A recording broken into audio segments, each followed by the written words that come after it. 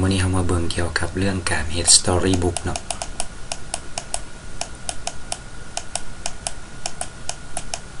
โอเคการเฮ็ด Storybook เกี่ยวกับเรื่องการเรียนการสอนเนาะตัวนี้การเรียนการสอนให้กับพวกนักเรียนที่ว่าชั้นอนุบาลบ่เนาะหรือว่าประถมเนาะตัวนี้อาจจะมีประโยชน์ให้กับบรรดาครูเนาะอาจารย์บ่หรือว่าอย่างที่ว่าต้องการแบบมีทั้งได้บทเรียนเนาะแล้วก็ได้ความน่าสนใจให้แก่นักเรียนเนาะเดี๋ยวเอามาเบิ่งว่าแม่นเฮ็ดจังไดเนาะตัวนี้แม่นเกี่ยวกับตัว book story เนาะก็คล้ายๆกับแบบนี้เนาะมันเป็นปึ้มอันนึงเลยเนาะเฮาให้มันสร้างปึ้มอันนึงขึ้นมาให้เลยเนาะอยู่ใน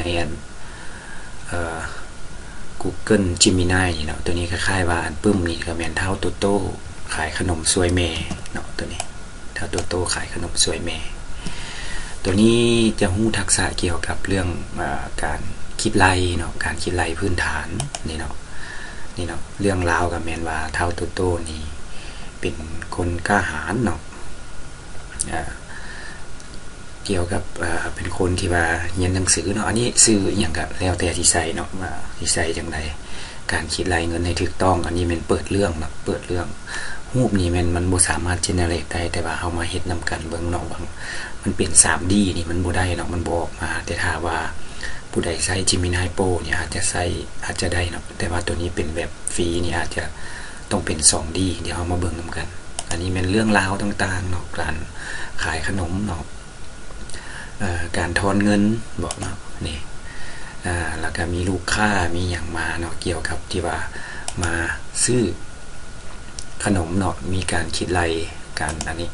เป็นเรื่องเป็นราวเนาะเอาไปสอนนักเรียนขั้นประถมบ่หรือว่าป .1 ป .2 นี่ก็คิดว่ามันก็น่าสนใจแล้วก็บ่เปลืองบ่เปลืองเอกสารของเฮาอีกตัวนี้มาเบิ่งนํกันเลยเนาะในการสร้าง Storybook โอเคก่อนอื่นเบิดก็ต้องเข้ามาที่ Gmail ของเราเนาะ Gmail ของเราหลังจากนั้นก็ต้องมาที่9 ของเรานี้เนาะในการใช้AI เข้ามาช่วยเนาะใช้ AI เข้ามาช่วยเฮ็ดให้การเรียนการสอนทุกอย่างง่ายขึ้นในบทต่างๆนี่แม่นตัวนี้เรา Gemini หรือว่าเฮาสิเอาตัวปุ่มตัวนี้เลยก็ได้แต่ว่าตัวเลือกตัว Gemini ปึ๊บโอเคหลังจากที่เราเลือก Gemini แล้วเนาะมันจะมา say hello กับเราเลยเนาะฟังก์ชันอย่างต่างๆเหล่านี้ก็ยังสิมีบทต่อๆไปเติมอยู่เนาะแล้วเอามาติดตามกันเติมแต่ว่ามื้อนี้เกี่ยวกับเรื่อง Storybook เนาะ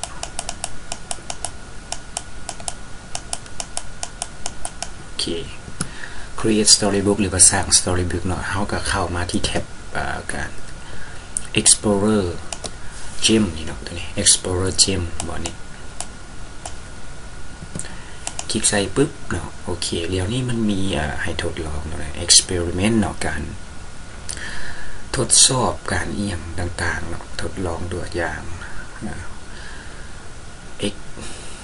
experiment คือการเนาะตัวนี้เนาะเป็นแบบWorld Cup บ่อีหยังต่างๆตัวนี้ก็ยังบ่ทันได้ศึกษาสึกหยังเนาะแต่ว่าตัวเฮาจะเรียนแล้วแม่นตัวนี้เฮาจะมาเทศนำปฏิบัตินำนี่ตัวนี้โอเคจากนั้นก็มาคลิกใส่อยู่บนว่า experiment เนาะลองทั้งเบิดนี่มันลองบ่เลยเนาะเฮาเฮ็ดหยังตัว brainstorm นี่ก็มาเบิ่งนำกันตื่นโอเคหลังจากนั้นก็เพียงได้คลิกใส่เนาะคลิกใส่แล้วก็มันก็จะขึ้นมาเป็น storybook มาให้ตัวนี้แม่นให้เฮาสร้างเนาะให้เฮาเขียนท็อปิกเขียนหยังหรือว่าเฮาอยากจะได้ตามนี้เลยบ่เนาะมันเป็นภาษาอังกฤษเนาะมันเป็นภาษาอังกฤษตัวนี้my 7 years old lesson want to sleep over their grandma's creates the book story how them cop เนาะตัวนี้ก็อยากลองใส่ลองลิ้นเบิ่งก็ได้แต่ว่าอาจารย์อยากเฮ็ดเป็นบทนึงเลยเนาะเพื่อเป็นว่าเป็นการทดลองตัวนี้มันจะอยู่ในprompt เนาะใน prompt การเขียนนี่ การเขียนรูปแบบพร้อมนี่ก็ให้ไปเบิ่งตื่มเกี่ยวกับการนำใช้ AI เนาะแล้วหรือว่าอยากจะ copy เอาคืออาจารย์แล้วไปแปลงเอาก็ได้เนาะตัวนี้แม่นยินดีแล้วก็ใส่ไว้ในคอมเมนต์ให้เนาะหรือว่าจะอินบ็อกซ์มาเนาะอาจารย์ก็จะส่งให้สามารถดาวน์โหลดอีกอย่างได้เลยเนาะก็คือภาคส่วนทำอีกนี่ก็ต้องแม่นให้ AI นี่เนาะช่วยเขียนนิทานเนาะสำหรับเด็กน้อยอายุประมาณ 6-8 ปีเฮาระบุก่อนเลยเนาะว่าให้เฉพาะ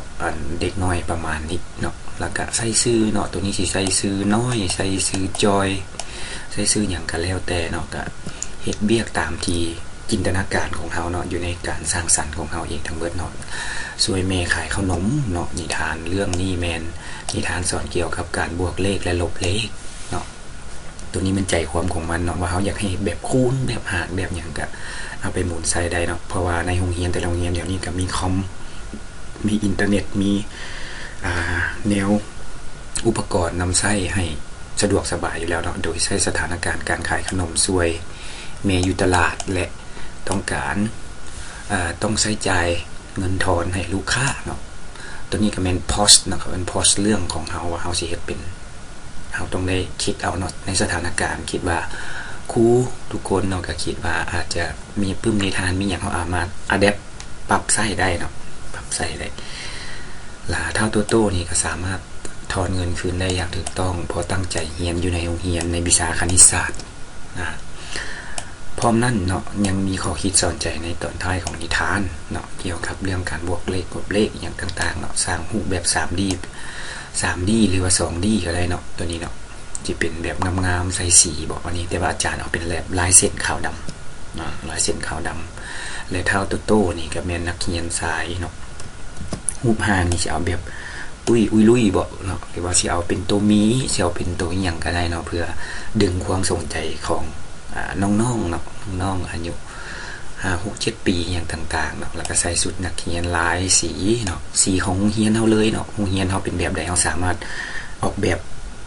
พิมพ์ใส่ได้เนาะอายุของเด็กน้อยแล้วก็เขียนโดยไผเนาะเฮาก็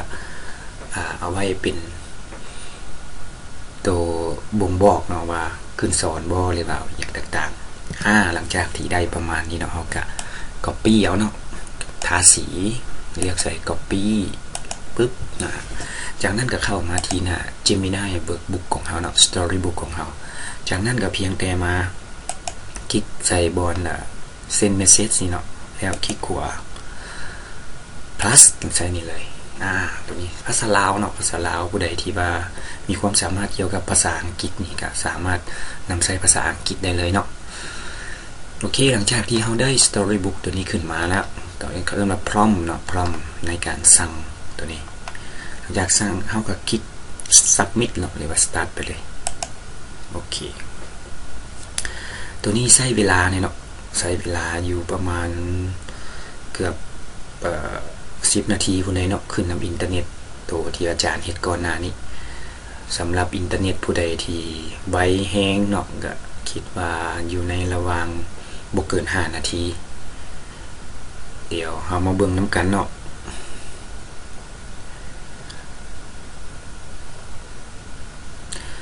โอเคอาจารย์จะ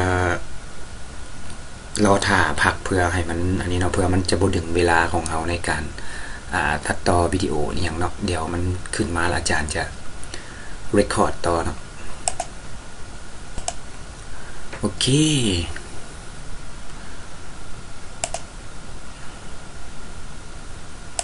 หลังจากที่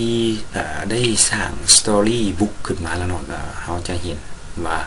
สำเร็จเนาะเท่าโตขายขนมสวยแม่เนาะในหัวเรื่องเนาะอันนี้ก็เป็นมีแต่ว่ารูปเนาะมันบ่สามารถเฮ็ดได้แล้วมี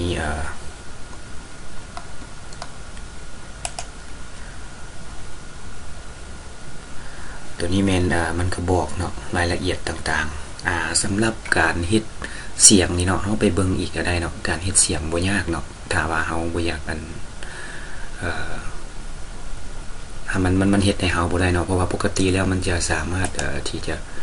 อ่านเสียงให้ได้เลยเนาะตัวนี้เนาะนี่เนาะมาคลิกใส่อยู่บน full screen เนาะหรือว่า print บอกหรือว่าเฮาสิแชร์ไปให้คนเนาะตัวนี้อันรูปแบบต่างๆเฮาก็มาเบิ่งกันตัวนี้เลยเนาะปกติแล้วมันจะสามารถคลิก talk อยู่บอร์ดนี้แล้วมันจะอ่านให้แต่ว่าอาจจะเป็นฟังก์ชันมันเนาะที่บ่สามารถที่จะเฮ็ดได้ก็อันนี้เป็นเรื่องของเท่าโตๆเนาะปึ๊บนี่ตัวนี้เมื่อนึงแม่นางเนาะโอ้เฮาลืมใส่เนาะแม่นางกำลังยุ่งเวียกหลายจึงได้เอิ้นเท่าโตๆชื่อว่าแม่นางเนาะจึงได้เอิ้นเท่าโตๆมาสวยขายขนมอยู่ตลาดเท่าโตๆดีใจหลายและฟ้าวเปลี่ยนเครื่องนุ่ง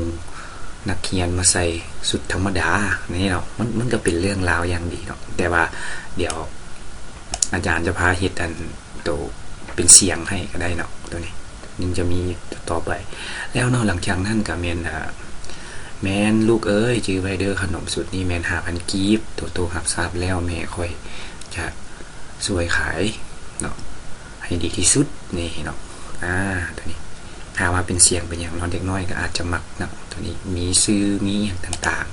ๆนี่เนาะอันนี้หน้าที่3หน้าที่4หน้าที่5เนาะมันจะฮู้เกี่ยวกับเรื่องการคิดไล่เนาะการทอนเงินการบวกลบคูณหารนั่นแหละเนาะที่ว่าเฮาเรียนอยู่ในโรงเรียนแหละแต่ว่ามันก็น่าสนใจขึ้นเนาะโอเคปึ๊บนี่เนาะนี่เท่าโตๆจ่ายเงินถูกต้องด้วยความสนใจสุดท้ายเนาะหน้าที่9กับแมนตั้งแต่นั้นมาเท่าโตๆก็เข้าใจว่าการตั้งใจเรียนในห้องแมนมีประโยชน์หลายในชีวิตประจำวันข้อคิดเนาะข้อคิดก็คือความรู้ด้านคณิตศาสตร์บ่ได้อยู่แต่ในปึ้มเนาะแต่ช่วยเราสามารถนับเงินและช่วยคนอื่นได้ตัวนี้มันก็เป็นบอกวิธีสอนใจให้สำหรับน้องๆเด็กน้อยเนาะที่ว่ากำลังเรียนรู้อีหยังต่างๆเนาะแล้วก็ถ้าว่ามีภาพประกอบงามๆอีกนี่เนาะก็จะเป็นสิ่งที่ดึงดูดใจให้แก่น้องๆนักเรียนชั้นประถมเนาะโอเคเนาะสำหรับการสร้าง Storybook ตัวนี้เฮาลองให้ Gemini สร้างรูปนำเบิ่งบ่เนาะนี่ create content from image โอเคเฮาต้องเอาไปเจนรูปเนาะมาใส่เนาะไปเจนรูปมาแล้วจึงเอามาใส่ได้มันบ่สามารถเฮ็ดให้เฮาได้เลยเนาะตัวนี้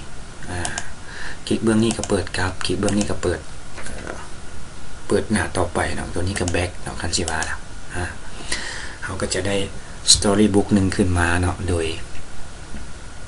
นำใช้พร้อมแล้วก็นำใช้ AI เนาะซึ่งง่ายแล้วก็สะดวกหลาย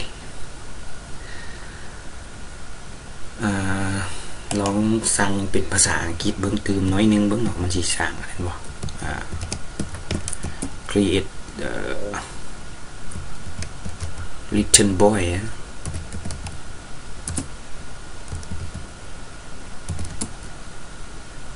cartoon create little boy cartoon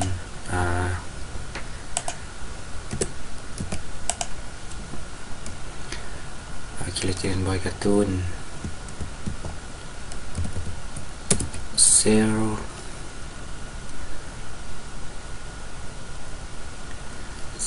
candy the market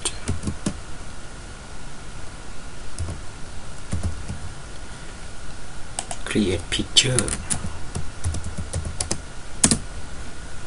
โอเคเอาลองเบิ่งจะเฮ็ดให้บ่นะ